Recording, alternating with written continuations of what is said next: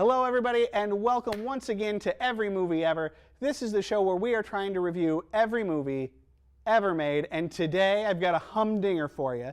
As you can tell by the presence of my co-star here, we are going to be talking about Sylvester Stallone. We are going to be pitting the Rocky movies against the Rambo movies, and if we have time we'll talk about some other Stallone greats? I don't know. We're going to talk about some other movies. We're going to see how it goes.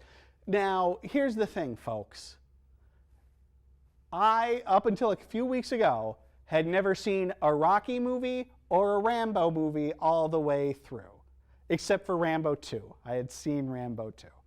But otherwise, I had just seen bits and pieces, so I decided, so I don't get beat up by this guy here, that maybe I ought to see these things and talk about them. So let's start with Rocky, the one that kicked it off from 1976. This is Rocky. It's boxing. This is Stallone out there boxing. It's Stallone versus Apollo Creed. It's the classic underdog story where Stallone is, I don't even know if up-and-coming boxer is what you would call him, probably down on his luck boxer who happens to get a big shot fighting the champ in a story that's loosely based off a guy's real life. This was actually a really personal movie for Stallone. He wrote it himself. He did not direct this one, but this was something he had written for himself and managed to get made, and it's fantastic. It really is as good as they say. It is in every way that classic prototypical underdog story. If you don't already know how it ends, I'm going to tell you. I'm going to give you a second to leave the room. Rocky loses, folks. But it's not about that. It's about that he, got the chance and he went as far with it as he could. It's an amazing movie. 5 big stars. So, of course, Rocky's back with Rocky 2. This is Rocky versus Apollo Creed again. Comes out a couple years later. This time Stallone is in the director's chair as well, and it's a bit of a letdown, I gotta be honest. It's kind of a movie of two halves. The first half is all about how Rocky can't sustain his career or his fame. He's not very good at managing his money. He ends up working at a slaughterhouse to make ends meet. And so, that movie where it's an idea of, it's that story that you hear with like lottery winners or people who become famous all of a sudden where they sort of implode. That, I think, is a really interesting and worthwhile story. And Adrian, his wife, gets sick in the movie, and there's a point at which it looks like she's going to die. And then all of a sudden in the middle of the movie, it takes a real hard right turn. Adrian's okay. She doesn't want Rocky not to box anymore. She wants him to box. And from then on, it's all training montages and fights until Rocky wins. It's a real sequel problem, right? That they, what are you going to do with the sequel? But that's okay. It's still an okay movie. It just doesn't live up to the first one. I'm going to give it 3 stars. Of course, Rocky back again in Rocky 3. It's a couple years later again. Rocky 3, this is the one with Mr. T as Clubber Lang, and Hulk Hogan's also in it. So if you like Mr. T, you might like Rocky 3. At this point, the movie has gotten pretty silly. Any of the, what was so great about the first Rocky was the realism and the humanity of it. By this point, that's all kicked out the window so that it's just a big, dumb, box office pleasing boxing movie. Stallone still writing and directing these things. It's kind of interesting how he himself sort of, I'm sorry. Oh, you're over here. I'm sorry, Sly. He moves. He's fast. He's a boxer. It's sort of interesting to me how quickly he just sort of starts writing off the reality of it and doing whatever. It's all right. It's kind of fun. It's 2.5 stars. So if you haven't noticed by now, the Rocky movies are sort of a story of diminishing returns. You got 1 up here, then you got 2, then you got 3. Well, 4 takes it down a whole other notch. This is the one where he fights the Russian, where he fights Dolph Lundgren in, I don't know, Dolph Lundgren is a guy who can like punch through a cinder block, and Rocky's got to fight him. This one is very, very silly. Stallone's still writing and directing this thing. So Stallone is all the way in charge of this movie. He's got the final say on it, and he still decides that there should be a robot in the movie. So there's a goofy, kid-friendly robot running around. It's very, very silly. I think at best I can give it 2 stars. Rocky V, this is the one that everybody says, this is the worst Rocky movie ever. I don't think it's that bad. It's not good, but you know, given the sliding scale that these things have been operating on, I don't think it's that bad. It's a movie that tries to focus a lot on Stallone's relationship with his kid, but it doesn't really work very well. He ends up taking a street fighter under his wing and trying to train him, but that's not a terribly good story.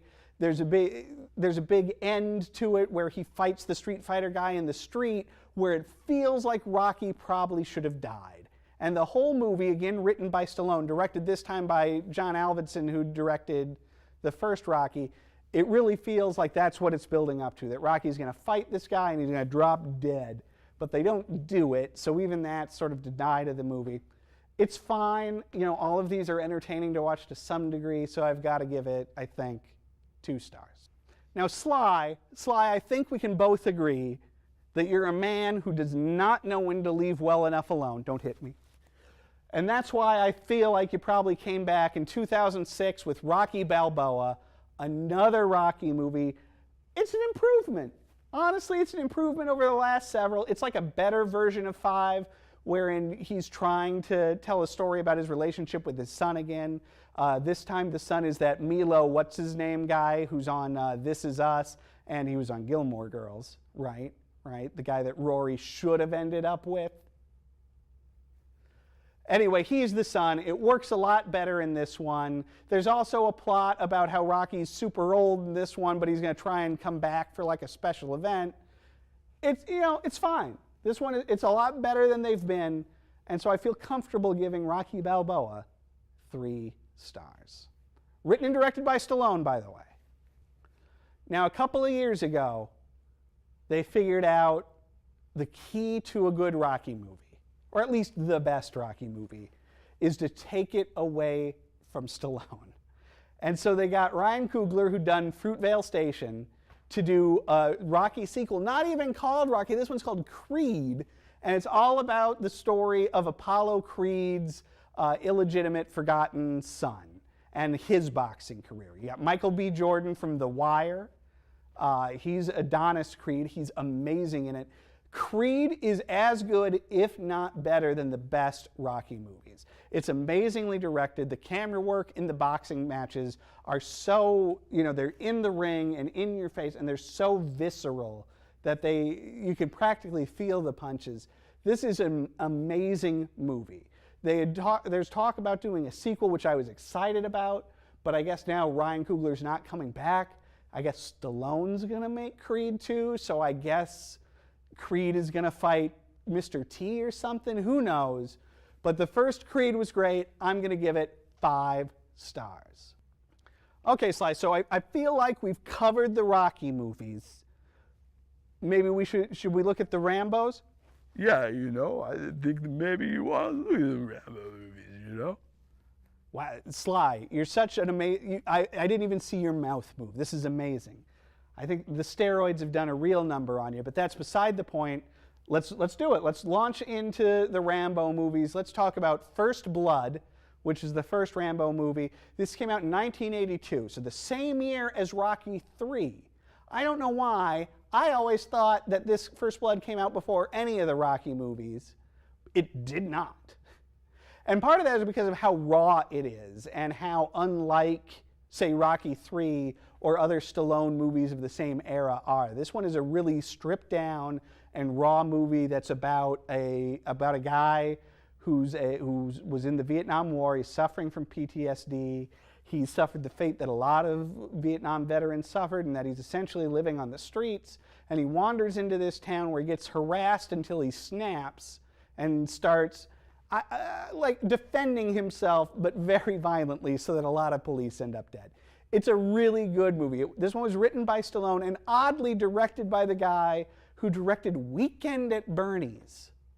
So how that guy managed to put together such a exciting and pulpy action movie, I don't know. But this one's real solid, 3.5 stars. Rambo, First Blood, Part 2. This one comes out in '85, so the same year as Rocky IV. I don't know what was going on in your life, Sly, that you felt like you needed to have a Rocky movie and a Rambo movie coming out the same year, but there you go. First Blood Part 2, it is not as good as First Blood, but it's a lot of fun. This is where they stopped caring. Stallone has teamed up with the guy who directed Cobra, which, you know, is a super violent Stallone movie, to make the violentest Stallone movie, where he's got explosive tipped arrows and he's blowing dudes up in, I don't know, Southeast Asia or something. There's a bunch, so many people die in this movie. And that's either your cup of tea or it's not. It's kind of my cup of tea. Stallone wrote this one because Stallone won't be in a movie that he didn't write, I guess. Oddly, James Cameron, also a writer on this one. What are you going to do? 3 stars. Now, Rambo 3, this is an odd duck. This is the one, it kind of follows in the tradition of Rambo 2, where the guy who previously, you know, had PTSD, now the government comes to him and they say, well, we'd like you to go fight a private war. And the reluctant dude from the first one is like, yeah, all right, I'll do that. So in this one, he goes to the Middle East to team up with the Taliban to kill a bunch of Russians. So obviously this one is super problematic in this day and age. Does not age very well. I don't think I'm going to say a lot about it, except to say that I'm giving it 2 stars, mostly because it's kind of boring. So 2 years after Sly brought Rocky back, he said, oh, I'll do the same thing with Rambo, you know? And so we did another Rambo movie. This movie is called Rambo, meaning that it's the first time there was a movie just called Rambo, even though it's part 4. Don't think about it too hard. Written and directed by Stallone, so it's the first time he's directing a Rambo movie, and the results are super generic. This is, again, kind of like 2 and 3. He's fighting a private war, this time in Burma. But the direction, it feels a lot like the first 2 Expendables movies, where it's just a very bland and generic early 2000s action movie. Not a lot to say about it. 2 stars. So that is it for the Rambos and the Rockies. I gotta give it to the Rockies. I think the Rockies are overall much more entertaining. Even the worst Rocky movies are rarely boring. At least the boxing matches are always, this is boxing. Here, I'm gonna box Stallone, you know? But now I can say I boxed Sylvester Stallone on camera, and no one can argue with me. But anyway, yeah, I gotta give it to the Rockies. The Rambos are real hit and miss, largely miss, and the Rockies usually have something going for them. But we got some time. I don't know, Sly, what should we do with the remaining time? You know, I made some other movies, you know? Maybe you want to talk about those movies, you know? I think that's a good idea, Sly. So let's start by talking about one of your most famous bombs. Let's talk about Oscar. Now, Oscar is a movie that I knew nothing about except that it was supposedly terrible. So I turned it on, and doggone it, I liked this movie. I liked this movie a lot, honestly. I liked it a lot more than I liked many of the Rambos. It's really fun. I did not know it was directed by John Landis, who is one of my favorite directors. John Landis, who of course did Animal House and An American Werewolf in London, Kentucky Fried Movie. Oscar, it's a movie, it's set in like the 1930s, 1940s. It's based on the opera of Figaro, The Marriage of Figaro. And it's supposed to be like a period screwball farce movie. It's supposed to feel like a movie from the 30s. And it kind of does. It's the only time I think Stallone's really done comedy, and I really liked it. He's a mobster who's trying to it's the day he's trying to quit being a mobster, and there's a bunch of stuff going on. There's like, a guy wants to marry his daughter, but his daughter wants to marry somebody else, but the guy the guy wants to marry, it turns out was somebody pretending to be. It's very confusing. It's also got a great cast. You've got Ornella Moody in it. So this is the only time I've seen her in a movie outside of Flash Gordon, where she's Princess Aura. Donna Michi is in it, Tim Curry, Marissa Tomei, the great Eddie Bracken, of course, from Hail the Conquering Hero, and Miracle at Morgan's Creek, one of my favorite guys, so he's in it. And from Animal House, the guy who was Boone, Peter Riegert, he steals the show. He's one of Stallone's like mob enforcer guys. He's hilarious. I don't know why people hate this movie so much. I liked it. 3.5 stars. Judge Dredd, on the other hand, really is as bad as people say it is, especially when compared to the superior Dredd from a couple of years ago, because that movie is amazing. Judge Dredd, however, is not. It's terrible. Now that said, there are worse movies. There's a certain amount of enjoyment to be had out of the campiness of it. It's fun to watch Stallone run around in a plastic helmet going, "I am the law." But a lot of that is dissipated by having to deal with Rob Schneider in most of the movie. Armand Assante really hams it up as the bad guy, and Diane Lane is pretty good as the sidekick judge character. But overall, this thing is a stinker. 2 stars. Cliffhanger. This is another Stallone movie I had never bothered to see. I actually don't think I'd ever seen any of these outside of Rambo 2. Cliffhanger is the one where you go into it thinking, so is he just going to hang off of a mountain for 2 hours? And the answer is no. He's going to run around a mountain for 2 hours as he tries to stop a bunch of bad guys led by, I want to say, John Lithgow. They've stolen a ton of money, and he's got to, systematically murder each of them in a movie that is pretty much Die Hard on a Mountain, directed by Renny Harlin, who directed Die Hard, Die Harder. It's pretty fun, though. It's a fun movie. It's got some good moments. There's a lot of good stuff blows up. The villains are pretty fun. Of the Die Hard knockoffs, it's a pretty fair one. 3.5 stars. Oh, boy. Let's talk about ants I don't.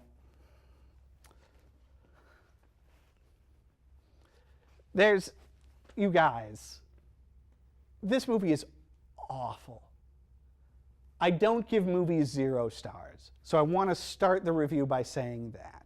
This was DreamWorks' first animated movie. DreamWorks, at best, is the CG animated movies that you go to see and then you're like, wasn't as good as Pixar. Well, this was their first stab at it. The same year that Bug's Life comes out, they do a movie about some very poorly animated and truly disturbing looking ants, starring Woody Allen, which is problematic to begin with. Stallone is in it as a worker ant that's friends with Woody Allen. This is a bad one. 0.5 star. Well, the hits keep on coming. Let's talk about Zookeeper. This is the one where Kevin James is a zookeeper who can understand animals, like Dr. Dolittle. Stallone voices a wolf. So if you're Kevin James, obviously you're looking for ways to use your ability to talk to animals to date Rosario Dawson. That's number one. That's hands down. I understand that. But then the rest of it, oh my gosh. What does he do with his ability to talk to animals? Does he get up to shenanigans? Does he play pranks on people? Not really. Does he take over the zoo or do something insane? Not really. Does he take a gorilla to Applebee's? Yeah. That's Zookeeper. 2 stars. Sly, what are you doing to me? What are these movies? Do you ever say no? Bullet to the Head made me want to put a bullet to my head. This is a very generic action movie from Walter Hill, from the director of one of my favorite movies, The Warriors, one of the great action movies of all time. This is a movie where Stallone is, I guess, an assassin whose partner has been assassinated, so now he's trying to assassinate other assassins, but it's really murky and dumb, and I never know what's going on. I just want it to end. 1.5 stars. And then on top of all of that, he makes a 3rd Expendables movie, and I really liked it. The Expendables movies, for me, have been a disappointment.